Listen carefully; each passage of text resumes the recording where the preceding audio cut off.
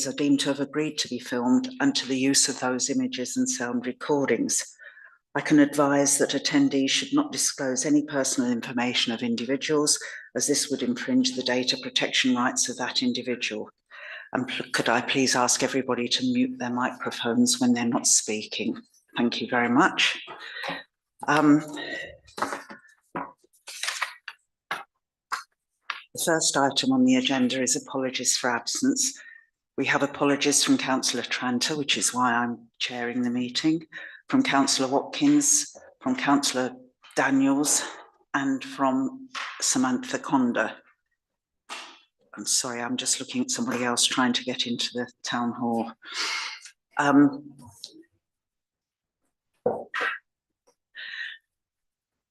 To enable us to be quorate, we have 3 town councillors here, Councillor Thomas, Councillor North and myself. We have Councillor Fage and Councillor Whitaker, and Councillor Hayes is kindly substituting. Thank you.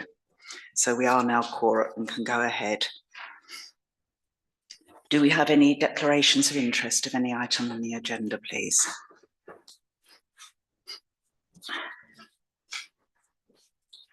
Councillor Hayes. I'm the portfolio holder for leisure, and one of the items is about leisure. Thank you very much. Anybody else? No?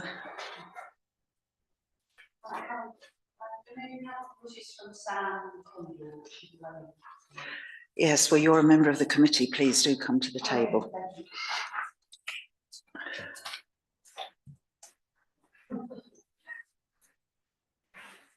Right, I don't have any chairman's announcements, so we can go straight into the public open session. Do any members of the public wish to say anything, please? Yes, sir. Myself, I'm Mark Smith and Jeremy Reynolds from Biggleswade FC. Right.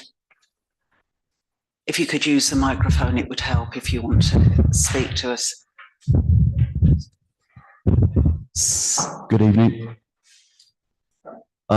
I requested a 3-minute session with yourselves via Grant, which he said this evening was perfect. Yes. I'm here representing Biggleswade FC Football Club. I've been here regular attendance now over the years. We're looking for facilities, as most of you or some of you will be aware. So quickly, because of the 3 minutes, we were formed in June 2016, and in that time we've had over 30 meetings with various councillors, Central Bedfordshire and developers. And this evening I'm just bringing 3 points to people's attention. The first one is out of all these meetings, 3 stand out. The first one was June 2017, myself and Jeremy, we met Lisa White at Central Bedfordshire. The reason that stands out, it was June 17, so that's coming up for 7 years ago. So it's been 7 years that we've been campaigning, so it's not a 5-minute thing here. The second meeting that stands out was actually in this building in June 2019, which was attended by numerous people, yourself, Madeline, being one, Alistair Burt, local councillors, Alan Young of the Beds FA, and in that meeting it was discussed and agreed that there was a lack of facilities in Biggleswade area, football being one of the main sports that lacked facilities. Obviously we've had COVID since then, so while it's 5 years, it does get extorted a little bit. And the other one was February 2023, where me and Jeremy met a gentleman called Andrew Davey, who is the chief planner of Central Beds. And the significance of this particular meeting was it was just myself, Jeremy and Andrew, and he agreed with the Biggleswade, how many houses are being built, how many commercial units are being built, that there was an imbalance because leisure, he felt, was lacking behind, and it's something that needed to be readdressed. My second point, Biggleswade FC, in the last 3 years, we've set up a youth setup for youngsters, boys and girls, and we're up to 7 sides. So now 4 more teams looking to join next year, so that'll be 11 youth sides plus the 2 men's sides. The issue here is one of the men's side plays out of Bedford, the second side plays out of Upper Caldicot, the under-18s last year played at Ickwell. We're all playing under the name of Biggleswade because we're from the area, and yet there's a lack of facilities in the area, which means we're having to find and go outside the town boundaries to play our football. Everyone's aware of the fact that Biggleswade is growing. So the census says in 2001 it was 15,383, and in March 21 it's up to 22,500, and it's growing. So again, the leisure issue is only going to get progressively worse, in my opinion. We're probably all aware that Stratton School now has had a 3G full-size playing field, which is brilliant. That is already oversubscribed, so there's already teams that can't get on there. There's not enough time or space. There's obviously, probably some of you might not be aware, but there's an issue with parking there. So as one issue is resolved, another one rears its head. But again, with the amount of teams that are looking to use that facility, it shows that there's still a lack of that type of 3G in the town. My final point. Last year, we, myself and a gentleman called Ben Weldon from Biggleswade, went to an independent survey. The government issue an independent company to do surveys all around the country for towns, counties, for in this case, Central Bedfordshire, for sports facilities, so that they've got an independent review of what towns are required and what sports are lacking, etc. Knight, Cavender and Page completed that survey report, a gentleman called Ben Robinson, and we met at Bedford headquarters. It's a report that was going to take 8 months to assess. We were advised that it would be available in the autumn of 2023. I contacted Lisa White this month at Central Bedfordshire. That survey is there, but it's still in the draft form. It does highlight Biggleswade being short in a lot of our leisure areas, so not just football, but other sports. Unfortunately, I'm not privy to the document because it's still in the draft form. She did advise me that we can go and look at the playing pitch strategy, which is open for public viewing, which was completed several years ago. But in my opinion, that's out of date because Biggleswade is growing. So the frustrating thing is, the independent report's been done. It highlights lacks of numerous facilities, football being one. I've asked Grant whether he could get a copy of it, but again, till the draft copy has been finalised, it's not there, which I think will be important because of the announcement of quite a substantial sum of money that's going to be available now to Biggleswade. Again, that report really needs to be on your desk so you've got an idea of where that money could be spent. Lastly, I'm a local estate agent. I'm fully aware of the amount of houses that have been built in Biggleswade. I'm fully aware of the commercial side in Biggleswade. The commercial side's outstanding. With houses, it brings families to the town. With the commercial, you're bringing businesses to the town, which brings employment to the town. So as the town grows, those two areas are being covered. But with those, what do people do at weekends? Leisure is a huge part for me in people's lives. It's good for mental health, and it also keeps people off the streets. It keeps people active. And I just feel as Biggleswade grows residential, the commercial grows fantastically. Leisure needs to be looked at so it can keep pace. Thank you very much. That's a very concise summary of what's been happening. Did you wish to speak, Jeremy? Yes, I do, please. Yes. Good evening, everybody. Nice to meet you all. Thank you for this opportunity. As Mark said, I'm Jeremy Reynolds. Since Biggleswade FC was formed in 2016, I've had the pleasure of being its chairman. In fact, we went to Wembley in 2016 to make a special appeal to be constituted as a club. As many of you know, but some of you don't, we're a young and very progressive club. And did you know that we are the Bedfordshire Senior Cup winners of this year? You may have seen in the Chronicle, we are the champions of Bedfordshire. Biggleswade FC from a young club. And when you see the very august names going back to the 19th century, there is Biggleswade FC, only formed in 2016, with, of course, the COVID years intervening. So I have a great pleasure in being chair of Biggleswade. I want to say 3 or 4 things that complement what Mark has said and all the work that Mark and others have done. We've got tremendous success on the field, not only the Senior Cup, but where we are at Step 4 football. But now we are engaged in building a club almost backwards. We want the basic thing about a ground and a home of our own. We are a very local football club. As many of you know, I've said before, the badge on my tie representing the wheel and the tractor, all the things about Biggleswade history, plus Ivor Valley, was designed by a 12-year-old schoolgirl at Biggleswade Academy.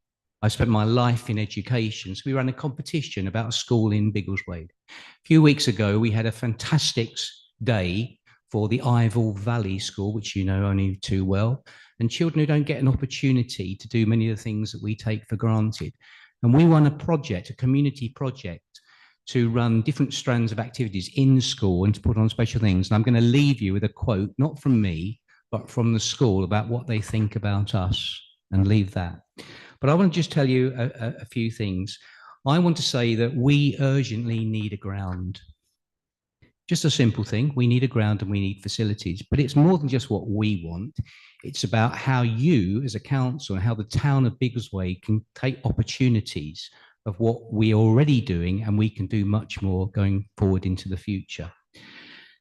I want to look forward, and I want to tell you what we need and why we need it and how it can benefit.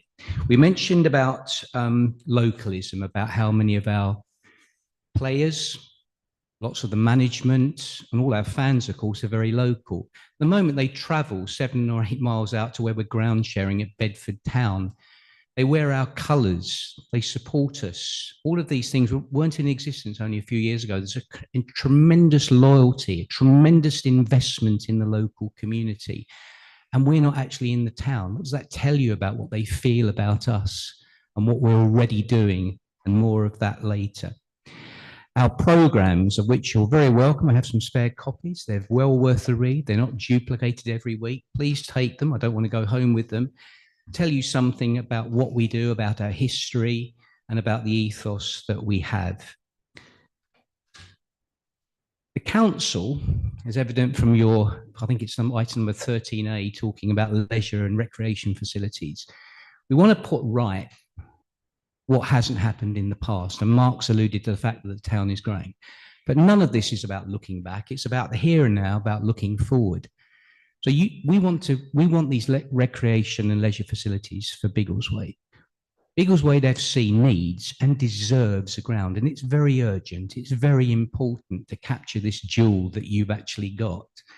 So I suggest that we can play a role in terms of like a quick win, an easy win, to make a statement about what you want to do to bring leisure and recreation to the town by supporting this emergent, vibrant, popular young football club rooted in the local community and doing so much. It can almost be like a pioneer for what you want to do in terms of the wider leisure and recreational facilities. And it can mean so much from us. We can take more advantage of the opportunities, and you can take advantage of the opportunities that the club can bring. At the moment, I don't want to be too clever about it, but we're like a homeless jewel. We've got something very special for this town, but we're not in the town. And coming back to the town, we could do amazing things. I want to leave you with this idea about what we're already doing in terms of community, not just the loyal following of the fans who wear our colours and come and support us. But for example, I remember standing with Grant outside the newly opened Willow shop when we did a walk to where we're ground sharing at the moment. So we've invested in supporting local charities like Willow, like the Ivor Valley School, like the school that designed our colours. And I want to give you this quote from Ivor Valley to show you. So it's not me speaking, but it's them. So we've got this project going on. Here it goes. It's from a senior staff at Ivor Valley School. We are fortunate to have created a fantastic link with Biggleswade FC. Football is a flourishing sport at Ivor Valley, and opportunities to play and experience the game do not come easily to our pupils and our families. Biggleswade FC have embraced our families and provided the opportunities to meet the players, be mascots for a match, and experience the friendly and fun atmosphere of a home match. We are continuing this in relationship with coaching in school and an FC-led tournament for local SEND schools. We hope that this link can flourish long into the future, be inclusive, inspiring for all of us, but especially the pupils of Ivell Valley School and College. I want to leave you with the thought that we want to take advantage of these opportunities. You take advantage of what we're doing already, and we can work in partnership with you to do even greater things for the town of Biggleswade. And I'm really excited and positive that you'll support us in our quest. Thank you very much. Thank you, Jeremy. I know that was slightly longer than 3 minutes each, but I think we needed to hear all of that. So thank you very much for that. Is there anybody online who wants to speak? No. Okay, thank you. So we've got on the agenda next updates from CBC and BTC councillors, but I'm thinking perhaps it might be better to go through the minutes first and do the updates from that, and then we can come in with other things. So if committee is okay with that, we'll go on to the minutes next. So it's page 6 of the pack, the minutes of the meeting of the 18th of January. So quickly for any corrections, page 6, page 7,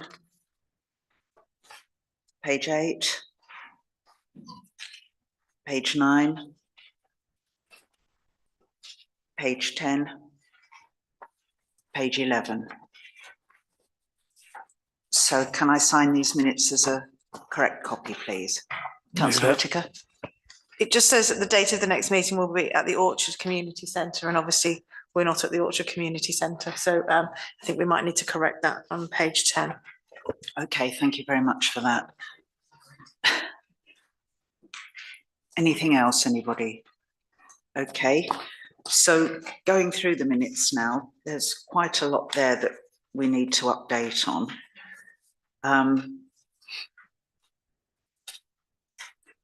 I think the first thing is item 5, the Market Square and bus lanes. Now, I think what the Town Council understands at the moment is that Central Bedfordshire are now not going to review just Biggleswade, but want to do a wider review. Is that correct, Councillor Fage? So my understanding is that we have money in this year's plan for design work around bus, about bus stops in the town centre. From the conversations I've had, it is as high level as that at the moment, but basically the money's in the budget to do the design work, so nothing will be constructed. But there's the opportunity for that conversation, I think. Well, it's a big step forward if we know what we want to do and what's appropriate to do. Councillor Whittaker. Just to confirm, at the moment I'm acting highways, so leader for highways, so I can give you a little bit more clarity. So yes, there is money in the budget for, but it's rolled over because it was also in the budget last year. So it was rolled over into the budget for this year for that piece of design work and feasibility more than anything else. What's feasible? And I know you're aware there are concerns about, if you like, the depth of the foundations on the high street in particular. I've asked very clearly what quarter that work will be done in, because given it's rolled over from last year, I'm very clear that I'd like it to be in Q1. I haven't had any response to that yet. I've not had any clarification on when it will be, but rest assured I'm pushing for Q1 because I think given it's rolled over, that's what we should expect. Okay, well, that's great. And I mean, I've certainly noticed that buses have started using the interchange, but I have to say, I've not seen any passengers waiting at the interchange. So we need to get all this sorted out and get it working properly now that we've got the facility at the station. Anything else from anybody on item 5 of the minutes? Councillor Fage? I think there was an action for me in item 5 to update on the interchange. So I have been in touch with officers. So Herbert's Travel have 5 routes which are currently running through it, started in March. However, they have just given notice that they are not going to continue with those routes in their current form. I don't have any more detail at this point, but I understand that officers are exploring what other options are available to replace those routes that don't look like they're going to be continuing. The Grant Palmer 74 service, which goes towards Hitchin, is using the interchange. Thank you. Anything else? No. So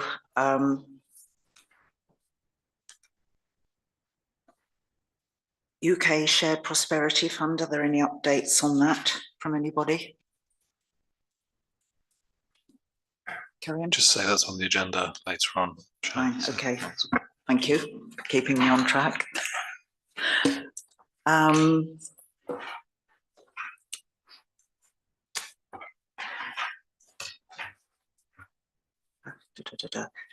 It was interesting that we were challenged as a town council to think about looking at youth services. That's not been taken forward in any way yet, but I think it's a big step forward for the town council, and I think we need to put that on the long-term plan to talk to Central Beds in the first instance about that. So I don't want that to get lost. I'm noting that a town council member could attend the executive meeting. Councillor Whitaker, it was agreed for you to investigate public space protection from antisocial behaviour. Is there anything on that, please? Absolutely. It's really good that we've got Councillor Hares here tonight, because this is all her stuff. So she could answer these questions, but no. So the public protection space order was approved by the executive, and there was an element of Biggleswade in that. However, what was discussed at executive was the desire to add other areas in, and specifically other places by town and parish councils, and how flexible that might be. And I think that was one of the actions that went away from the executive, was to engage with town and parish councils about what else might be included in the next version of that particular document. Okay. Councillor Hares. I'd just like to caveat on that it's a very evidence-led document, so it would have to be endorsed by, like, not just anecdote, it would have to be reported instances or incidents to demonstrate the need for the public space protection order, and it then gives CPC officers that authority to address that antisocial behaviour and not rely solely on the police intervention. Noted, and that's very important. But I think as a town council, we need to think about that. We certainly have had some issues lately, one way and another. Okay. It says that we agreed to put a list together of priorities and to understand how the two councils can work together. I don't think we've quite got there yet, but that's something we still need to think about.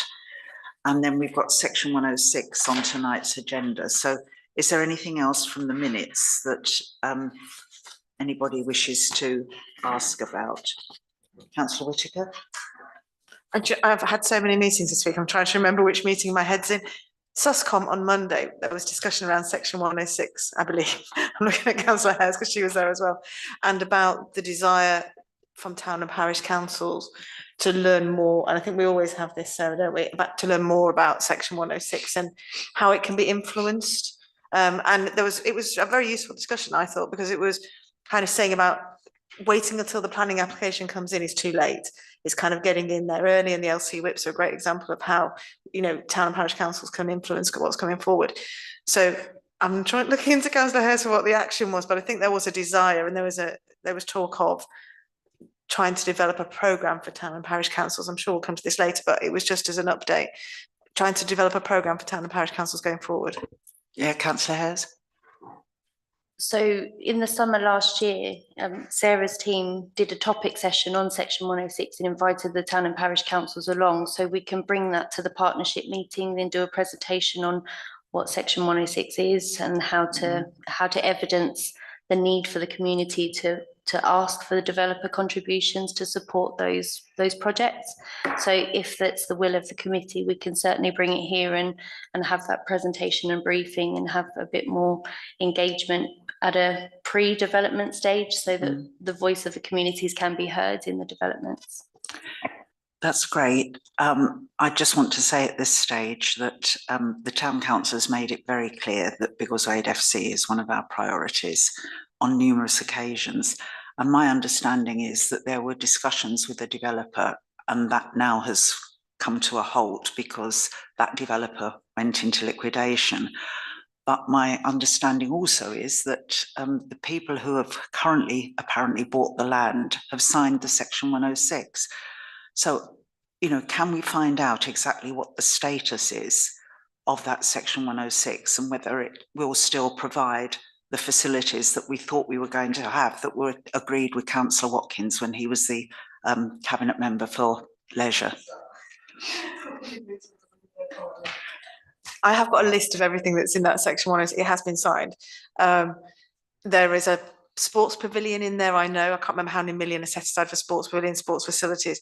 That has been signed. I can provide that list because I have got it somewhere. I don't think I've got it with me right here this evening, but I definitely have a list of exactly what was included in that. I think we need to understand exactly what the words in the leisure bit mean, because it was certainly something that I know Biggleswade FC were involved in, and that it was going to be more than just football pitches and a clubhouse. But it was certainly going to provide the facilities that another football club would need. So I think we need to get to the bottom of where we are with that. And if this particular developer falls through, we still have that piece of land, and we need to make sure that that's carried forward in section 106s in the future. Yeah, okay, thank you very much. Right, so we've done matters arising, so and the minutes. So I'm going back to updates from central beds and town councillors. So colleagues, what updates do people want to give?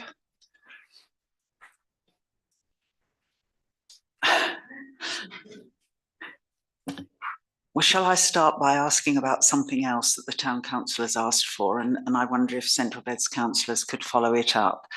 There's a formal application to central beds for a safety island in the middle of the mouth of St Andrew's Street so that people can cross the road more safely. I don't think we've had a response yet. We've chased it once from the town council. I know money doesn't grow on trees, but we need an island the same as at the mouth of Shortmead Street so that people can cross in both places safely. Councillor Whitaker. Given I'm current acting lead for highways, could I ask that you CC me into that email or just send it on to me so I can pick it up with officers? I'd be very grateful for that. Thank you very much for saying that. Anything else from anybody? Councillor Whitaker. Just to say, obviously, I don't need to say this to the town councillors, I'm sure. Land north of Biggleswade has come back to the table. There is a lot of documentation associated with that. I have already started looking at it in some detail, and I already have a lot of questions. What I would say is I will obviously make residents aware of my views and the areas I think are of weakness, but I'm also very happy to provide those to the town council because I know you have previously opposed that application and I've done a lot of work on that. Already, just from very preliminary looking at some of the data, I think some of the assumptions around the traffic are flawed, in my opinion, flawed and need some more work. So yes, I think there's a long way to go on this one yet, is what I'd like to say. So I think it will be very interesting to see where this one goes, but I think we do have to, I'm sure the town council will put forward a robust response, and I'm very happy to support that in any way that we can. Well, the first thing is that we are asking for an extension to give us a bit of time. This is a big planning application, and we've all received emails from a member of the public saying that actually the consultation shouldn't have started yet. I don't know whether that's correct or not, but hopefully people will follow that up so that we can make sure that the process happens properly. But any information from ward councillors will be very welcome to help us put things together. We've not yet quite decided where we're going with it yet, but we're having a preliminary meeting to look at the areas that we might oppose. We did have a presentation from Hallam, they came here. And I think some of us had to bite our tongues at some of the things that were said. I'll put it like that. Okay. Okay. Anything else? Sorry. Oh, sorry, Councillor Howe, can you turn your camera on then and speak? You've got the floor. Oh, good evening. Can you hear me? Yes, thank you. Oh, good evening. Yeah, just an update. If you remember, we had the meeting or presentation about business development within Central Beds, the last meeting. And one of the points I raised is about getting apprenticeships for local young people, because they go to college, do a couple of years at college. Construction college is obviously, construction is my passion. So, and so I had a meeting at the weekend with Councillor Watkins, and he's taking the ideas forward about bridging the gap between college and local companies and encompassing that within the CBC business development. So obviously I'll keep you updated, but just to let you know that you know, I'm trying to get things moving, and I've been contacted by a few local people that have finished college and need some direction. So I'm working on that at the moment. Thank you very much. It's a very worthwhile way forward for young people. Thank you, Councillor Howe. Anybody else have any updates that they want to give? Okay, so I will move on. I think, Mr. Hosseini, you're going to give us an update on the induction process for co-optees. Yeah, thank you. Just so just to update everyone that officers have reached out to newly co-opted members and had a response from them that most of them would find a short and to the point induction pack useful and helpful. So officers are actually pulling that together right now, drawing largely from material already existing on the joint committee presentation slides that we have, and other useful guidance material as well. So that'll be available very shortly, and we'll get back in touch with co-opted members on that. Thank you very much. Any comments, anybody? Okay, thank you. So we now come to you, Mr. Mooring, on the UK SPF, which I forgot was on the agenda, sorry. Thank you, Councillor Russell. What I've prepared is just a verbal update on the core work streams. Obviously, there are some which are of specific interest to the Town Council, so I'll start with those. And there's others which are Central Bedfordshire wide, which I can give you an overview of what's happening. There are 3 core works strands, as you'll remember from the presentation at last joint committee. Those focusing on community, business and skills. On the communities and place element, the core work strand that relates to the Town Council is the investment plan work. Karim and team have done a fantastic job of submitting investment plan. We're at a stage where that can be formally approved, everything that's in that, and we should be hopefully having grant agreements and things out next week and agreeing schedules for payment. Alongside that, there's a whole host of work that officers are doing with different departments in the council to ease the path for delivery of those. So working very closely with colleagues in highways, assets and in other teams, so that when the time comes, we can hit the ground running and really get that moving. I think having funding that needs to be spent this year is a very useful motivator. On the other sort of element of sort of communities, as you recall, we did, in addition to the community asset grant scheme that ran last year, we did a UK SPF funded community grant scheme, which will run again this year. We're just finalising the details around that. It looks likely that will launch in June, with applications open till July. So this is kind of hot off the press. That will be open to community groups, town councils, parish councils, charities, a whole host of organisations who were applicable last time, to bid for between 3,000 and 40,000 capital.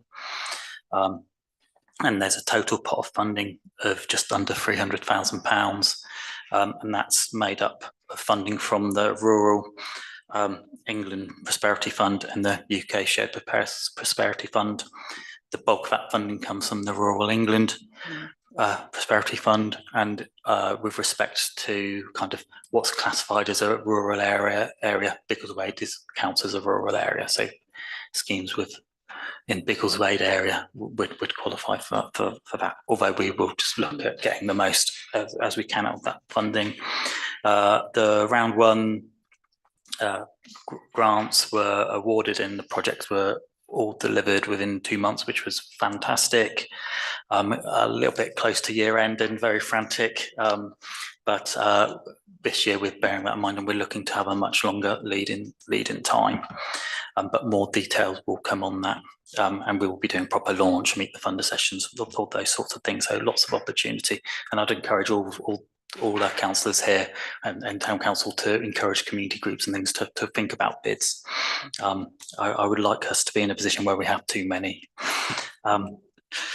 You're not popular then when you have to say no. No, but yes, you know, quality I think is a great thing. Another element on the community side is focusing on community energy, building on the work we're doing, council's doing anyway with Community Energy South. We had a well-attended meeting with residents from Biggleswade, Sandy Potton and the wider area regarding seeing if there was an appetite to set up a Ivor Valley Community Energy Group. And this included presentations from members of the Green Sound Energy Group and the Buzz Energy, which covers Leighton Buzzard. These are all community-led groups. It was a really good event, really encouraging just to see what a wealth of expertise we have in the area, and if we can tap into that and harness that, you know, there's so much good that can be done. There was enough interest, I'm pleased to say, for there to be a follow-up meeting on the 1st of May to see what next steps there are. This links into UK SPF because there's some funding to support setup costs, feasibility works, so to try and get things moving quicker. And then the final element of the community side links around culture. There is obviously a pot of funding that has been allocated to the town council for cultural programmes, and I understand Liz Roberts in the cultural team is working with Karim and colleagues on finalising that. In addition to that, some cultural grants have been launched, so there are 3 funding streams. The first of these being test and pilot, which are for grants between £500 and £7,500, and they focus working with new creators on cultural projects. So, for example, community groups, charities, town parish councils working with local artists on murals, art projects. The second element is a creative development grant. That's up to £40,000, and that's specifically for established organisations working in central Bedfordshire, so to try and build some resilience in that creative sector. And then the deadline for those will be the 24th of May. And then there will be a final round of funding launched later in the year with details to follow about growing and maintaining. So it's all about trying to nurture sort of smaller creatives into something that's a bit more substantial and sustainable. Okay, so on the skills side, the council's just awarded a contract for green skills training, and that's been launched and is being advertised, and that's focused around domestic retrofit. There are 3 courses. Level 2 is in understanding domestic retrofit. That's on 1 week in duration. Level 3 is in domestic retrofit advice. That's 2 weeks. And level 4 is award in assessing domestic dwellings for retrofit, 3 weeks. So it's all about upskilling. And that's open to individuals unemployed or employed who have an interest and are seeking to gain a career or move in that direction. Certainly links into the comments about apprenticeships as well. In addition to that, there are also just recruited 2 fixed term posts to focus on employment support for the economically inactive, who will be starting imminently. So a lot of effort going into that. And then finally, on the business side, as Anna Bosworth, my colleague, talked about at the January meeting, there are 5 contracts, intermediary contracts in place to deliver business support programs and grants. Those are still live for registrations. The grants available are to help innovation, startup and scale up. as well as looking at export and decarbonisation projects. I understand they have had really good sign up and interest, and those lots of businesses are moving into that grant stage. We're due figures on this at the end of this month, actually, so this meeting's just come a week or two too early. But what I have asked is for this and for other strands that it would be helpful to have it kind of shown on a spatial scale, so that in the future we can say, well, in the Biggleswade and surrounding area, these are how many businesses applied and who have benefited, so that you can see the benefit for the area. Yes, that's my last item. Turns out very short update. Short update, but very meaty. Any comments or questions, colleagues? Councillor Whittaker. Can I just check, Stephen, the arts and culture funding, you were talking about the latest bit that's been launched, is that 213,000 that we've got? And I'm just thinking around the big theatre in particular, because I know they're very keen to get as much local support as possible and funding from us if we're able to. And I know one of the things they're really keen on doing, I think would come under capital projects, because it's about opening up the disabled access, for example. Is there anything coming through that might be able to support that, do you think? So I think that would be a brilliant project for the community grants that we're going to launch in June. And we will be reaching out to everyone who bid in the first round and wider, putting a lot more emphasis on that, helping people to get a really high quality application in, because there were a few which fell short just on technicalities. So yeah, helping them to get it right first time. So will you be circulating that application form ready for June? So could you send it to the town council, and then we can make sure that the big theatre and other groups in the town know about it? Absolutely. That's great. Thank you very much. Any further comments? Anybody? No? Okay. I'm going to be a bit naughty and just give an update that I meant to give earlier and didn't. And that's that you probably know that we're in the middle of a project to upgrade Kitelands recreation area. And just to say that it's very disappointing, because last weekend one of the pieces of new equipment was vandalised, but we carry on and we'll get it put right. But it's, we've now got Franklin's, which is very well received by the public, and hopefully Kitelands will be. It's been a long while in coming, the refurbishment, but we're nearly there, aren't we? Okay, thank you. I'll move on now. The next item is Section 106 report. Now, I don't know whether Councillor Howe can help us here, because it says it's an oral update from Councillor Tranter and Councillor Howe, and obviously Councillor Tranter isn't here. Councillor Howe, are you able to help us with this?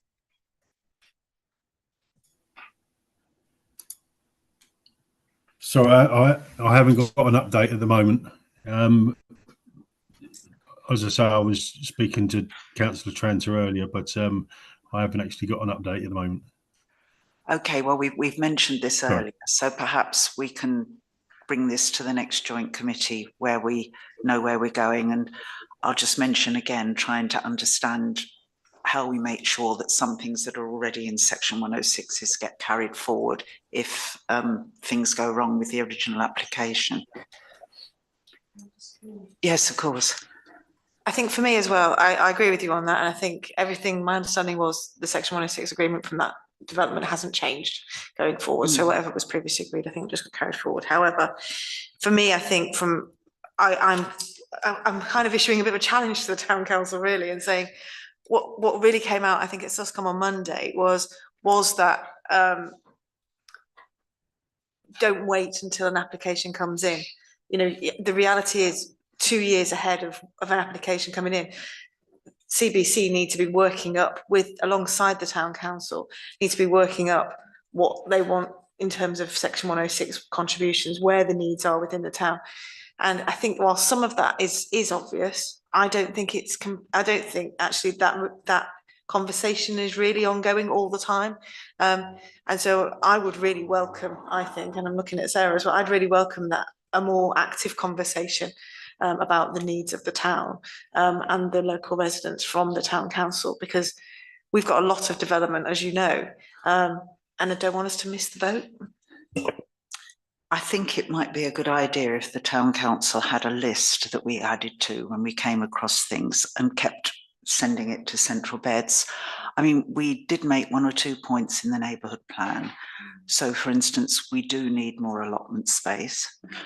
We will need more cemetery space in the medium term. So they're 2 things where we certainly need land as part of a section 106 contribution. And I think there are others, but I think you're right that we need to have a list that we update as we go forward.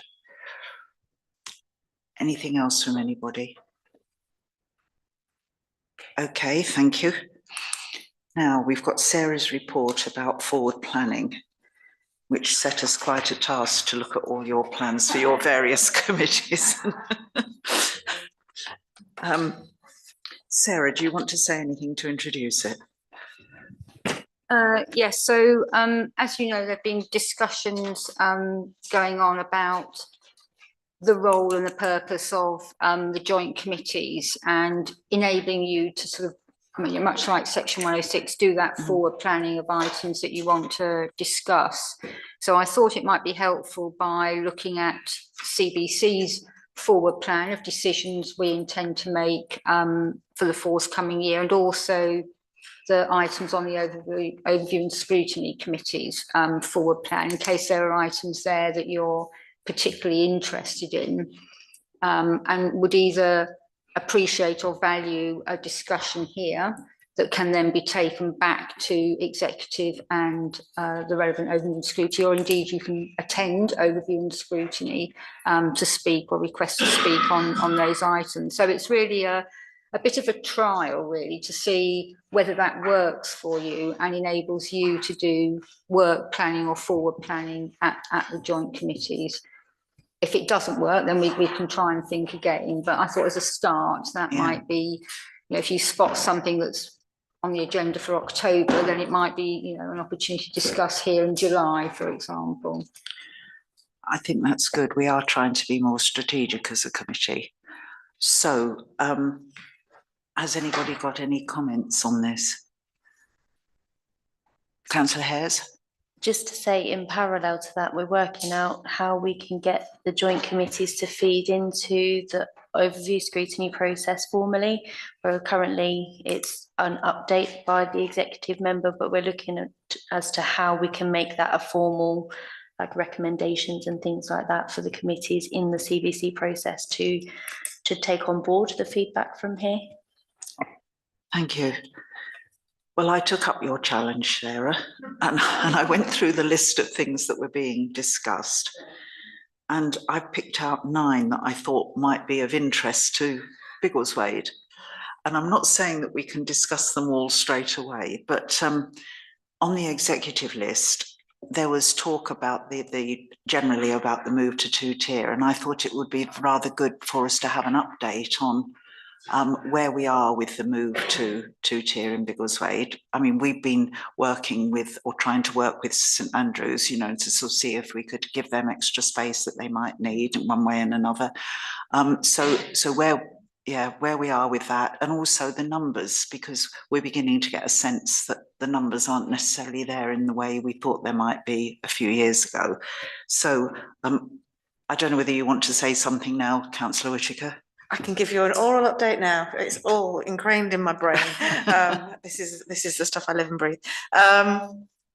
So 3-2 in Biggleswade is progressing well. So the plan is that we will transition Biggleswade to the 2-tier system in September. All of the build projects have been procured and all in contract, and so the works will predominantly some of the works within the cluster were carried out over the Easter break. Obviously, from a health and safety perspective, we can't have lots of building works when there's lots of children. So it's confined to quite a short time frame. It makes it quite challenging, I can't lie. So most of the works will go on over the summer. There is a more than reasonable chance for quite a lot of them that the works won't be fully completed for September, but there is mitigation in place for all of the schools that the schools are happy with now, in the form of temporary classrooms where it's necessary, so that there is sufficient capacity for all of the schools. You'll be aware that there are planning applications going in all over the place for Biggleswade schools to address that transition. I think probably the most controversial of those, I'm sure you're aware, is the one for Lawnside, where there was a meeting this week, which I think myself and some of the town councillors were at, to look at the plans where access, I think, is difficult. And I know that the town council have offered or have suggested potentially that Rose Lane might be useful for St Andrews, but there was also suggestions about whether Chestnut Avenue might be useful for a park and stride for Lawnside, and I'd welcome your input on that if it's possible. I think it's challenging, the Lawnside. I think the plans for the school are great, the access is challenging. And my logic is, if I'm a parent and I'm not going to get my child to school on foot or by bicycle, and I'm going to drive for whatever reason, I'd rather they didn't, but if they are, and I'm driving down the Bulk, it's a one-way street. And if I pass somewhere, if I pass the Bulk car park or Chestnut Avenue car park, and I think that's okay, I can get my child closer if I go to the avenue, and I turn down the avenue, if we get 2 cars down there, it will be carnage. So it's about making those earlier opportunities on the Bulk so attractive that no one wants to go any further in their car. And I think that's a huge challenge. And I think there is still a lot of work being done around how that can be made more attractive. So I think huge amount of work on Lawnside, but hopefully it's still doable. So absolutely 3 to 2 in Biggleswade going ahead shouldn't be a problem. In terms of numbers, you are absolutely right. So we have a kind of perfect storm, if you like. We've got lower birth rates, cost of living crisis, so people aren't having as many children. So actually the projections for the whole of Central Bedfordshire, including Biggleswade, are that we are kind of seeing a peak in our children over the next couple of years, and then it will decrease the number of children we have in the area. So my role and the role of Children's Services is to make sure that all of our schools are viable and have enough pupils to remain viable, regarding, you know, whether or not things fluctuate. Now, I'm fully confident that in 3-4 years' time, we will no longer be in a cost of living crisis, and actually everybody will be feeling a lot more confident about the economy, and our birth rates will start to rise. However, even if they do, you still have a lag time of children being born and then needing school. You still have a period where they're not going to need school places. So we have to bear that in mind when we're planning our school places. So I think at the moment within Biggleswade we're okay, and all of those factors have been taken into account. But it obviously does affect future growth and future new schools and how that's done. And I think it will be done in a careful way to make sure that viability for our existing schools remains. Because what we don't want to have is having to close an existing school because we've built somewhere new, and that's the danger if they don't have sufficient funds because there aren't enough children to go around.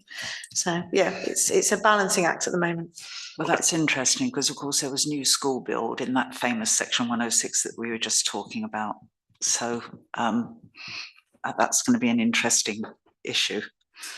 Just to say that obviously section 106 will have triggers, and obviously we can have some influence on when those triggers are, and that, you know, may not trigger for quite some time, and then we then have a window of 10 years to spend that funding. We would obviously rather it trigger when we need it, because we index link the section 106 so that then we would get what we need to build the school. So that would be the ideal. So absolutely, I get your concern, but I think there are things we can do to mitigate that. And finally, isn't there an issue because the avenue is a private road?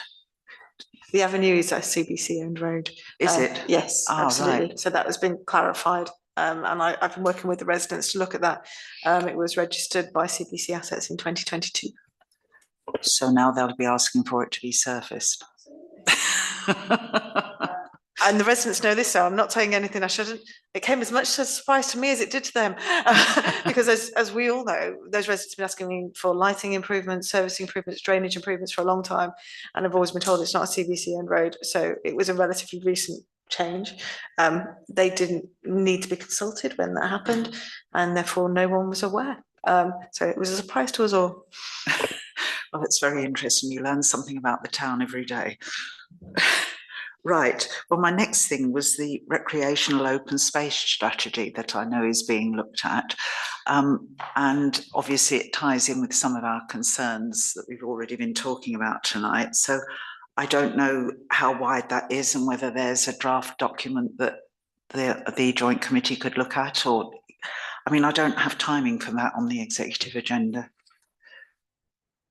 So I believe the recreation and open space strategy is being drafted at the minute. It's going to the overview and scrutiny to be put through there and then go for consultation. I don't have the dates on me at the minute, but I can certainly get them circulated to the committee for your views to be fed back into. That would be great if it fits in with our meeting pattern. So perhaps Karim and Sarah can take that on board. And then we've got the cultural strategy, and we were just talking about the grants that might be available, but this, it said that the strategy is about the collaboration between CBC and practitioners, which again is why I thought about what's happening in Biggleswade. So if that could come forward, if that's appropriate. And then we've got a library strategy, a plan for the next 5 years. And obviously with the library in Biggleswade, that's of interest. And then just going on, and I can give people this list offline, but there's going to be a discussion about health hubs. And of course, we've been desperate to get a health hub in Biggleswade at some point. So I don't want to put you on the spot, but if you want to say anything, please do. I'm feeling very popular today. So currently we're working with the ICB to understand what their current need is. So the policy document, which is very brief, and in the CBC records, we're looking to update it and make sure it fits the current model, and it has to all be in line with the ICB. So we're having those conversations about what the need is in the localities. We've got the evidence from the petitions that have been put forward from Biggleswade and also Leighton Buzzard, and there's currently a feasibility being done in Biggleswade as we speak about what the need looks like here and where the ICB would be heading, like what direction they'd be heading in. So they're live conversations, they're proactive conversations, but that's where we're at the minute.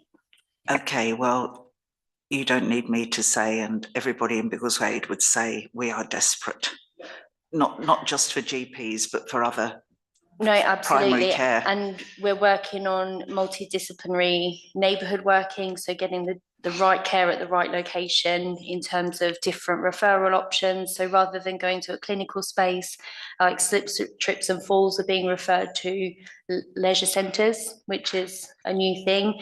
Looking at different ways of self-referrals as well. So it's not just the actual structure that we're looking at in terms of the hub programme, but actually how we can get the multidisciplinary teams working better, social prescribing, all of those really wonderful things that are going on in the community space, bringing that together to support the primary care and the acute settings, so that we can get the healthcare working in the locality, and then we understand what the model needs to look like, we understand what the capacity is, we understand what the need is in terms of capital investment from the ICB as well. Does that all make sense? Yeah, I mean, the town council's had some meetings with GPs in the town, and we've tried to promote, to people other avenues. You don't necessarily need to see a GP and all that, but it's still not where it needs to be. And I'm glad that it's being looked at. So thank you. Just coming on that as well, I just think Councillor Hayes is absolutely right. They're doing the assessment at the moment for, for locations, and I attend a lot of those meetings as well. And I would say that I've impressed upon them very strongly the need for Biggleswade, and they're under no illusions about the need, and the need in Biggleswade. They recognise the need in Biggleswade is absolutely paramount. They know, and we are literally waiting for them to come back now with some answers. But I think, I don't think we could impress on them any more than we already have, how important it is for us locally. And obviously there will be a point as well where we are going to come back to the town council and say, this is the ICB's preferred location. but what do you think? And I think obviously we've been through that process before when the hospital site was floated as the idea for the hub site, but you know, that might not be the best site anymore. So I think there's definitely conversations to be had in the future about that. Yes, I've heard bits of rumours about possible other locations, but you're right. You know, if you can get something to the town council, that would be great. Yes. Sorry, I was circulated by colleagues at BLMK about 2 primary care resident listening events. We've already been notified, and Okay. a lot of colleagues are attending the one in Good. Biggleswade. Yeah, So thank you very much. Thursday, the 9th of May. Yeah, that's great. Thank you, Sarah. Okay. So then, I mean, we've covered primary care because there was a separate item on that, but I think we've covered it. And then I was very interested in the review of the garden waste policy, which is due in September at overview and scrutiny, and the highways task and finish group. It wasn't clear from the papers what that's actually covering, but that's again for September. And then very much the parking services and the enforcement strategy. We're so, you know.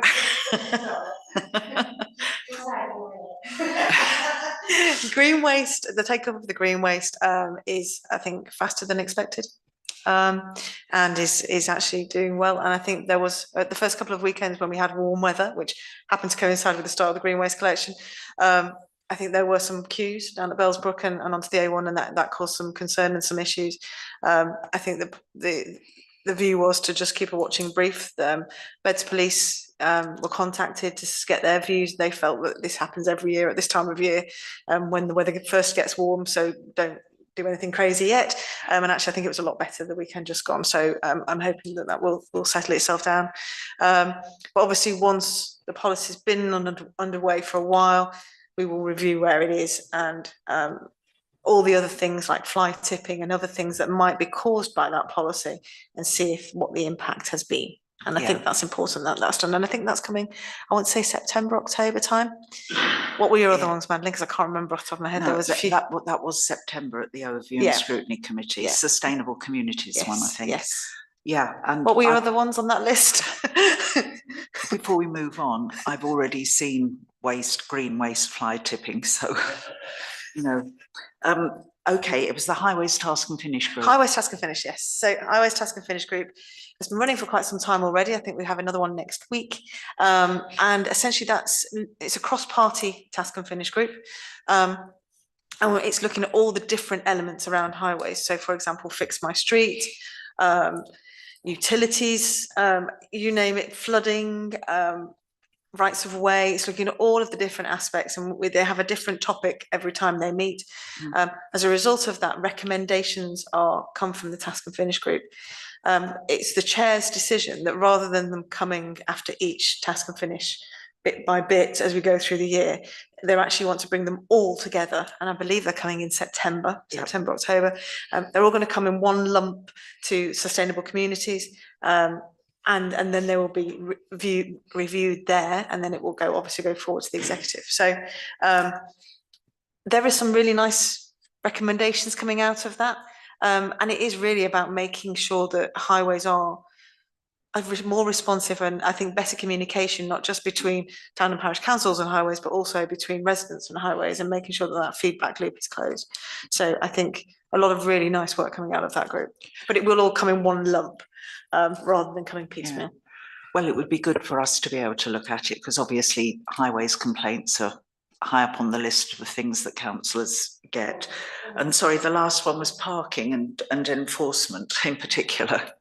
Just before you moved on, I wondered when the next cycle of this committee meeting is, to see what would be ready to come through here for It's June, yes. So we can look at what's potentially ready to come through. I obviously it's quite time before September, but obviously if you wanted to come to the SUSCOM meeting where this will all be discussed, you'd be welcome. But I just wondered what the opportunity was, what the timeline whether it would work to come back. I think we rely on officers to try and work that out, because there'll be another meeting after that in the autumn. And if it's something that's going to overview and scrutiny, but then on to executive, there's still a chance for us to discuss it and send views in, if we've got any views that we need to send in. So I think if Karim and Sarah could sort those dates out for us, that would be good. The library and culture strategies, they are two separate strategies, but they are due to be, I think, just been launched, or they're due to be launched, so they're on public consultation. And there are some drop-in events that my team are helping to host. I'm pretty sure they'll be running Biggleswade. Well, that's great. If you can let us know the details, that would be great. So sorry, Councillor Whittaker, parking and enforcement strategy. Parking enforcement, that's all right. Parking enforcement strategy, essentially, I don't need to tell anybody, we'd love more parking enforcement, and I think we all feel that we want to see, particularly RWO lines and everything else, policed more readily. However, it's not the most popular job in the world, if I'm brutally honest, and it's really difficult to recruit to those particular positions. And I think I was talking to an officer this week, and I think they said we hadn't had a full complement of parking enforcement officers for 2 years. And that's simply because it's not that we're not paying enough, we're paying, you know, similar rates to everywhere else. Everywhere is having the same issue. It has to be a bit of a vocation for someone to want to do it. It's a challenging role. It's one of those things that we've tried agencies, we've tried all different routes of recruiting enforcement officers, and it's not an easy way of doing it. So we are looking at, you know, how we might be able to do that differently, how we might be able to attract more staff into those roles. It's something we've got to get a handle on, I think. But again, we're waiting to see. That at the moment, there's lots of work ongoing to see what are the possible routes. But I think we would all be very keen to see that improved. That's interesting and very understandable. And what you said about, are there other ways to enforce that are within the law? Because I mean, you only have to walk around Biggleswade any day and you see lots of infringement and poor parking, getting in the way of pedestrians, all the rest of it. So one of your town councillors at the event at Lawnside was saying to me that they saw a parking enforcement officer on Sunday afternoon in Biggleswade last week, and they were shocked. But actually, one of the key things is actually not just doing enforcement Monday to Friday 9 to 5. It is coming out on a Saturday and a Sunday, because we all know, as people that live in Biggleswade, there are certain areas where people will routinely park on double yellow lines over the weekend and cause some real problems on the road. So actually not just having Monday to Friday enforcement, I think, is really important. So we are getting some enforcement. Well, and at one stage, Central Beds were consulting on people not just parking on double yellow lines, but leaving the engine running while somebody goes into a cafe or whatever. And I haven't heard any more about that, but that happens every day. It's super challenging to enforce. Yes, so definitely. Even when the legislation came down from central government, there was concerns raised about the practical application of this policy, because largely it's confrontational. Yeah. You'd have to go and challenge somebody directly to say, like, you're breaching legislation, and then often that doesn't go down well. So it is a work in progress as to how we can develop an enforcement like a way to enforce that without that risk of confrontation or risk of escalation. It occurs to me that you might need an advertising campaign first, because a lot of people will not be aware of any legislation. And that's been worked on. So the team are currently, like, I'm aware that they've gone to some schools to get the children, particularly around schools, so that because where the fumes are coming out, the children are that really inopportune height, for that risk to be of pollution to be affecting them. So there are campaigns going on throughout the schools to start there, and it is going to evolve into a more formal publication, but that's where their starting point has been. Yes, of course. One thing, obviously, with slightly limited resources around enforcement, one thing that that would be helpful is helping us to prioritise where we target enforcement. I think that would be a really useful thing for if the town council could, identify some areas. So for me, it's around schools. For sure, because we know that causes, I mean, some areas are just appalling when the school drop-off times. It's definitely that. We've also got Hitchin Street and the Market Square area there where I know we have some terrible problems. But again, I'm really keen that the town council help us to kind of come up with a prioritisation for where we should be asking people to patrol, where we know there are key areas and problems. Perhaps we could put that on the TCM agenda. Yep. Okay, thank you. Right, well, that's the end of my list. You'll be very glad to know. Well, I'm very grateful for the updates that you've given. I have to say that plenty there for us to get our teeth into. So, where are we? We're now on to the local plan workshops, and we've got the briefing note that's been circulated. And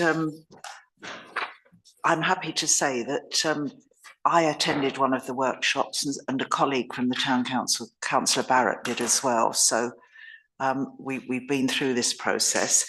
I was just slightly surprised that on page 19 of our pack, no, sorry, that's not the bit that I was going to refer to. It's on page 18, where it says all sites identified for development in the adopted local plan will remain allocated. And I specifically asked a question about this at the workshop, and I was told that in some circumstances they could be reviewed, and you can understand why I asked that question. So I'm hoping that that's still the case, because if an application comes forward more than once and gets rejected, you have to ask whether it is actually viable. And Caroline Danby did say that the criteria for putting something as an allocated site in the local plan, the criteria are far lower than with an actual planning application. So it's obvious that there are going to be times when it's gone into in more detail, a site is just not going to be viable. So I was a bit surprised to see that written so black and white as there. Councillor Whitaker. I'm always minded, I'm looking again at Councillor Hurst. This is a very weird meeting. We know a lot of similar things.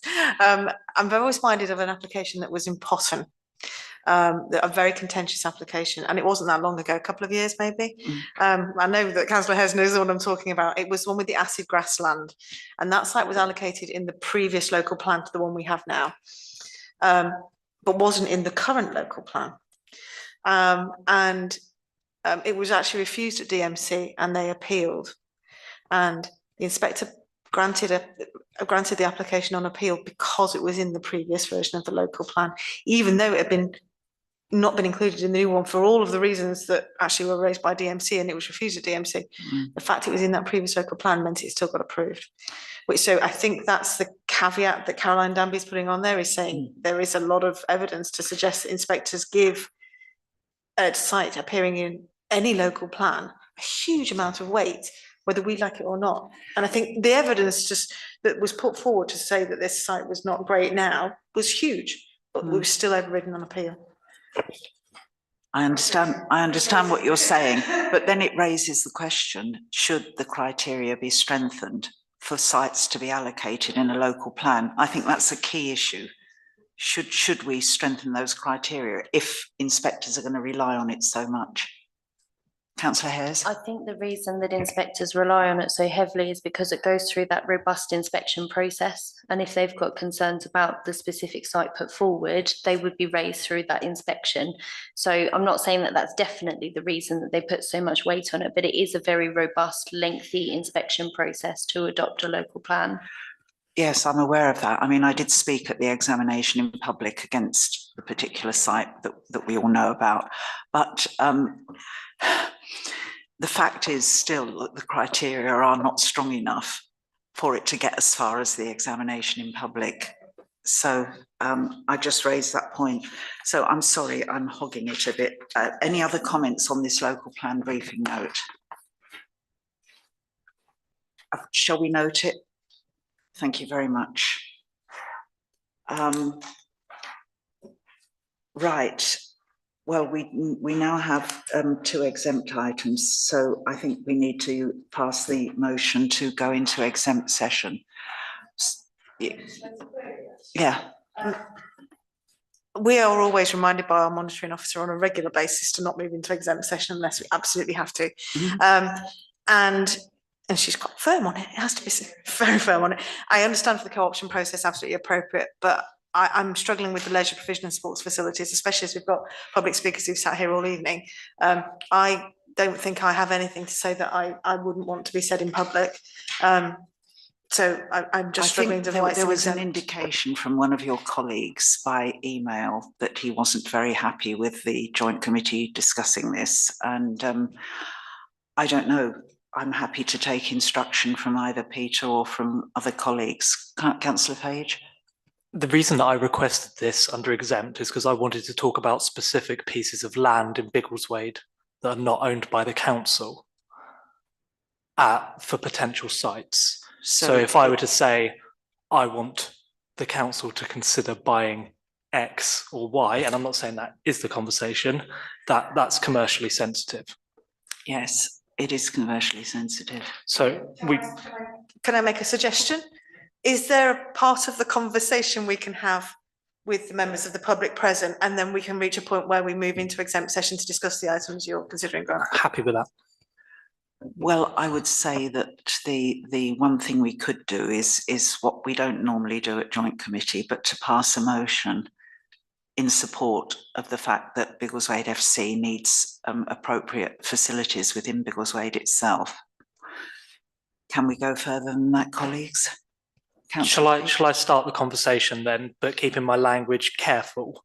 So the reason that I asked for this to be on the agenda this evening is because I have, as was explained by the public speakers, been meeting in various capacities, well, not in various capacities, but when I was deputy mayor, I think we first met, then when I was mayor, and now as a central beds councillor. I think you probably met with Councillor Watkins when he was the leisure portfolio holder as well, which was before you even met with me. So various councillors in various capacities over what is now quite a long period of time, initially discussing Land East and the opportunities that there will eventually be there. I've just had a look at that Section 106 agreement, and there is no requirement for them to have the pavilion and pitch in place until 1,000 houses are occupied. So we're years away from that. And that was my understanding before as well. Hence, I wanted this on the agenda tonight to try to accelerate the conversation and look at other options. I know that has always been plan A, but we need now a much better plan B. And I wanted to know how the town council and central beds can work together on this, given that we have money in the pipeline for leisure for Biggleswade. What the timelines are around deploying that, whether the Public Work Loan Board monies could play a role, whether this is there's a potential for a central beds-led initiative or a town council initiative or something that is shared, but we have never had this conversation properly and voted on it. We've had public open sessions and we've had invited speakers and we've had conversations about conversations, but we've never had a decision. And this seems to me to be probably the only forum that we can really initiate that discussion. So that's what I wanted, that's the conversation I wanted to start this evening properly. And yes, a resolution, I would hope. Councillor Whittaker. I get all of that and around the stadium and football club and stuff, but the speakers were also very clear about needing more training pitches, not just for the club itself, but also for the young people who are coming through the ranks. So can I start by, this is very contentious and I apologise in advance. So obviously you mentioned Stratton and it's got its new 3G pitch. Edward Peak is getting potentially a new pitch. I think it's only half size though. But obviously we've also got the King's Reach pitches that are, which is why I apologise, the King's Reach pitches which have just been unfurled and uncovered. And obviously those are going to be, my understanding is they will eventually be managed by the town council, I believe. So I just wondered because obviously this all plays into a larger strategy and what's available for our younger people as they're coming through for training spaces. So I just wondered where we were with that. So, as members may be aware, we've been having a conversation with the representatives of the developer and the project teams associated with that for a very long time. And it's been quite frustrating in getting clear and precise information to enable us to go forward. And even now, we don't really have that concrete and precise information to be able to have a proper conversation about how we can actually actively move forward. Do you want to just highlight the areas of concern? Thanks. Well, just to say, I think perhaps slightly more positively at this point, we're drafting a report which will go on the King's Reach pitches to the next town council in June, though, actually. That's the next time there's sufficient space on the agenda for that. And our understanding, as we've seen, actually, there's been specifically on those pitches, there's been a report which came out a couple of months ago, which has now signed off those pitches as being in a good condition, and that's been verified as well by CVC officers as well. So, that's why we're taking this forward in terms of discussing, debating, and then deciding, resolving on those pitches in due course. Just on that. So we've got to the point where we now know that they're usable, because we were concerned about what might rise to the surface and what difficulties there might be. But you're now saying we've got something that's, I think, an external report that says everything is where it needs to be, and CBC officers are happy with that as well. Yeah. And there's two issues there which we're very thoughtful of, which is one, bearing in mind the problems that have been associated to getting them to the point where they are now, whether or not that actually is completely safe, and whether or not the problems that existed before might continue to show themselves, and how we can protect ourselves against that. And number two, how we can ensure that there's the right level of funding in place to be able to maintain those going forward, that properly represents and recognises the potential issues that might show themselves. Yeah, well, Councillor Page wanted to come in first. Oh, sorry. Yeah, it's okay. Yeah, I think it's good that these conversations are progressing. There's some potential there, potentially, but yes, contentious. What we've heard from the speakers this evening, though, they have been extremely polite. But if I might cut to the chase, this football club has been moving, ground sharing with Biggleswade Town originally, then now in Bedford, and very, very difficult, done brilliantly well, given that they've never had a facility where they're, taking the money behind the bar and through the turnstiles. What they're now looking for is a step 4 quality football pitch, which needs to accommodate things like a coach, hard standing for those who are watching, turnstiles, a ground of a certain quality, floodlights, and there's not very much land left in Biggleswade now that isn't already developed. There are only a few sites that are potentially viable, which I have written a few of them down, but I'm not going to mention. The King's Reach conversation is important, but it isn't going to solve the problem. I don't know, it occurs to me that if there was suddenly a pot of money that came down from heaven, then maybe the King's Reach could be another mugger multi-use games area. Yeah, great for training. Yes, but that's one of the things that colleagues asked for. I agree with you exactly what you're saying, Councillor Fage, but I'm just thinking that there are other issues like the capacity for training. We're hearing now that the Stratton mugger is overbooked. So if we have another one somewhere, that's a possibility. So Councillor North and then Councillor Whitaker. Well, just to mention that, as has been mentioned already, the discussions about King's Reach playing fields have been going on for a long, long time, and there's no indication that they're going to come to an end anytime soon. And the second point is that although it seems likely that the plan is that it should be taken over by the town council, but I think when it comes to the crunch, it's not to be taken for granted that it will be taken over by the town council, because there are some doubts about issues about these rising flints and whether we really would want to take that on. That's what I'm saying. It seems likely that eventually, when and if these negotiations come to an end, it would be taken by the council, but there are some doubts about it, so we shouldn't necessarily take it absolutely for granted that that is going to happen. Thank you, Councillor Whitaker. I just wanted to ask about, assuming at some point the town council does take them, in terms of how they would be managed. Have you even thought about that? Because I'm conscious you've got the park opposite Strand School, that obviously you manage, and so in terms of creating something that meets the need that we've heard about, do you think that is that space? Or because I know local residents are very concerned about parking, lack of any shower facilities and all the other bits and pieces. So have you given any thought to how that site could work, and if it even could work to meet any of that need? Because if it couldn't, I think it's important that we raise the flag now. Okay, so firstly, it's important to say that if you go back a period of time, we had hoped that we'd be in a position to have a proper conversation about the whole site, not just the football pitches. And it's been very frustrating, extremely frustrating to get to the place where we are today. And actually, we have worked with CBC colleagues who've also tried to influence the speed in regard to getting the right information from the developer to be able to make a decision. So we've all tried very, very hard to do that. And I don't feel like it's been properly listened to. I don't think there is, going back to what Councillor North was saying, I don't think there is a golden panacea about an indemnity policy. So there are some risks associated going forward. We have had some, officers have had some background conversations around what model, but maybe the most appropriate ones going forward. E.g., you could use our expertise within our public realm team, to provide support and maintenance connected to that. However, if you were to do that, looking at our chair of personnel as well, there are implications on staffing costs for the council, but that's not saying no, it's just saying maybe.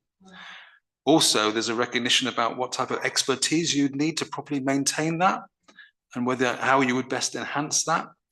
And thirdly, it may be, and it's just something for consideration, perhaps that we might need to look at external contractors or whatever else, just to complement that. But none of those operating models have been defined yet because we don't have the data to be able to be informed connected to that. I suppose my question is, the sites that we're talking about, is it big enough to support a football club? Because there's one thing having pitches that people can practice on or just kick a ball about on, but we're talking about a site that's going to have a clubhouse and all of the other facilities that Councillor Fage was on about. So if I can answer that, I think without the actual layout in front of me, there's 3 areas there of landmass we're talking about, which combined have up to 7 different pitches in different sizes and configurations. There are no, my recollection is there are no kind of facilities other than that at the moment on that plan. We're still collating the data in terms of, if you like, red lines for those actual drawings from the consortium and maintenance schedules and all the rest of it. And all of that, as Peter said, will go into the report soon coming in June, along with options forward in terms of which operating model will be selected and future potential development. But to answer the kind of question, is probably yes in terms of training for a club like of the stature of the the members of the public right now, yes, possibly. But in terms of additional development, that's another, without planning a phrase, it's another ball game essentially. So we'll see. It's not for this report necessarily. It can only speculate on that when it comes. It's a different thing, isn't it, to think about a clubhouse, and it's a different thing. I mean, as soon as you mention floodlights, there are going to be complaints, aren't there? There's an awful lot to get through there. Okay, where are we? Councillor Page? Yeah, so just coming back to the King's Reach space, I think there is only there's one piece of grass that is clearly not near Maunder Avenue that would be way too small, as far as I can work out. I think you've obviously got to be sympathetic to some of those houses which have now been there for 12 years. And if I'm throwing numbers out there off the top of my head, a football pitch is about 1 acre. You're probably going to need another acre for a car park, and then space for clubhouse and some sort of screening. And and you also need to be able to get access to the land, appropriately. And some of those streets are quite narrow with on-street parking. So is it impossible? No. Are there potentially better options? I think I can think of 1 or 2. But they're not on land that the council, well, one of them is on land that the council owns that I can think of. There is one piece of land that I can also think of that the council doesn't own that maybe it would like to consider purchasing. So how are we going to take this forward? I suggested we might have a motion that supports Biggleswade FC, and maybe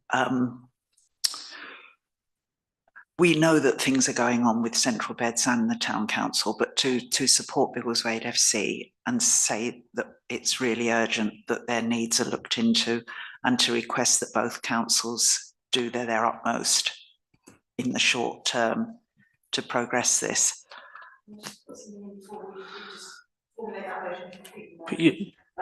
I'm very conscious that Councillor Hezzy sat there, and actually we're working on that leisure strategy at the moment. And my understanding is that so Biggleswade, as we said, is a growing town, got lots of leisure needs. This strategy, I think, it'll be 4 years old now, isn't it? Because it comes around every 5 years. So this is an opportunity for not just football, but for netball, which I'm sure you'll have heard as well. We've got a real need for more netball pitches as well. We have just now have a need for more leisure facilities, if I'm brutally honest. We need to look as a council at the whole piece, not just at one sport. And that is what the leisure strategy, revised leisure strategy, will do. And I think from a town council perspective and also from a CBC perspective, we need to be feeding into that and saying about the football club needing space, but also about the other things we know about. There's a lack of general football pitches for training. There's a lack for netball and all these other things we know. We need to be feeding into that so for example, the Leighton Buzzard Leisure Centre was funded off the back of the leisure strategy. That's how we get funding for new leisure. So I think we've got to be really careful that we don't put the cart before the horse here, because when's that leisure strategy is due, isn't it? It's coming out soon. But is that a finally formulated strategy, or is there still a chance to feed into it? There's still a chance to feed into it. It's not gone through OSC, it's not gone to executive, it's still in draft form at the minute.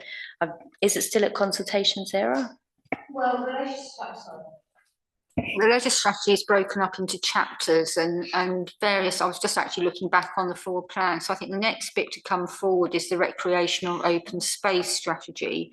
I think the one most relevant to the discussion is the playing pitch strategy. So I think that one has been on consultation already, but I don't know off the top of my head exactly what its status is at the moment. But all of those chapters then form the leisure strategy, which will then come forward. But it hasn't been to executive yet, so there is still time to feed into that process, albeit like the consultation may have ended, but if it hasn't been adopted by the formal process, then there is always still time. We haven't seen it as a report yet. Well, I take on board what Councillor Whittaker's saying about it's far wider, but personally, I'm very keen for something to go into both councils from this meeting, specifically supporting the need. And going back to our famous section 106, it did include netball as well, if that ever comes to pass. But you know, specifically something from here now to just say, please, this is more than urgent now. We've got a very successful club that needs a home. So perhaps somebody can formulate words better than me. Councillor Page. Okay, so the playing pitch strategy came to SUSCOM, Sustainable Communities, I think back in like November time, draft, and the Biggleswade FC scenario was painted very clearly, and the shortage of pitches in the Ivor Valley area broken down like to really granular detail. They actually did inspections on some of the quality of the town council pitches as well, so factored in absolutely everything. So I think a proposal along the line, well, not along the lines of, but perhaps a two-pronged approach that we want to feed in to this leisure strategy more broadly, particularly in light of what Biggleswade FC have said today. But given that we have already seen a draft and we know the direction of travel, that we should explore options perhaps to extend near existing leisure facilities where land allows us to do so. Well, you're moving on to what we need to discuss in exempt, aren't you? I mean, if that's a formal proposal, if there's a seconder, then I'll take it. If the second part is taking it too far, then so be it. But it's where we already know we've got some leisure facility, for example. And is there something we can do that's very close by rather than the big strategic thing like Leighton Linslade has done, which, yes, we still want, but we can't wait around for. But if you're saying that in the draft strategy, there's already a recognition of Biggleswade FC's issues. There is. Could it be as simple as us reinforcing that and asking it to be given due prominence within the strategy as a formal open resolution? Yes, and that we want funds to be brought forward as soon as possible to support that. Home farms being sold soon. Okay, Councillor Thomas? Yeah, I would second that if that was the motion. Thank you. So what we're saying is that the section in the, what's it called, the leisure strategy? Sorry, I get the terminology right. So that the section in the strategy that relates to Biggleswade FC, that this committee supports it strongly and asks it to be given due prominence and the right funding going forward. So are we all in agreement with that? Could I get the word urgently in there? Okay, where do we put it? At the end. Urgently. Yeah, that will do. Right. Okay. I'm sure Catherine will get the right words for us. Are we all basically in agreement with what we're talking about? Yes? Yeah. Yeah. Okay, so that's unanimous. Thank you. Councillor Whittaker. I was just going to ask if we can just bring that particular part of the draft, and if it's undrafted now and it's finalised, even better, to the next joint committee so that we can all have a look at it and actually decide if it meets what we think it meets in terms of what Grant set out, in terms of what it says, and whether we feel it goes far enough. Yeah. Because I think we should have a look at it properly. Yeah. Okay. Can I also say, in the meantime, we did do a topic session for town and parish council back in June last year, and we always put everything up on the website. There's a really good summary presentation and some data on the website about what the findings of that piece of work were. So I can see what I value, for example, around football, netball, etc. All of those. So if you do want to, I can send a link by Catherine tomorrow. That would be good. Thank you. That would be good. There's the recording there. Right. Councillor Page? So I just propose then that we do just continue this briefly in exempt session, if that's okay, if colleagues are happy with that. I've tried to be careful with my words, but yeah. Okay, to see if we can take it forward in other ways. Right, so will somebody propose we go into exempt, please? I move it. Thank you, two of you have. Okay, so thank you very much to Jeremy and Mark for coming along tonight. I'd like to say one more thing. Go on then. I've spoken to a gentleman called Mark, who is at the National FA, and if land is there, Football Foundation will look to invest, and the XFA are also looking to invest a substantial sum of money. Yeah. So what we're not looking for is land and money, etc., etc. We're not coming cap in hand. We have people that you've heard of that will invest in this opportunity individually. Yeah.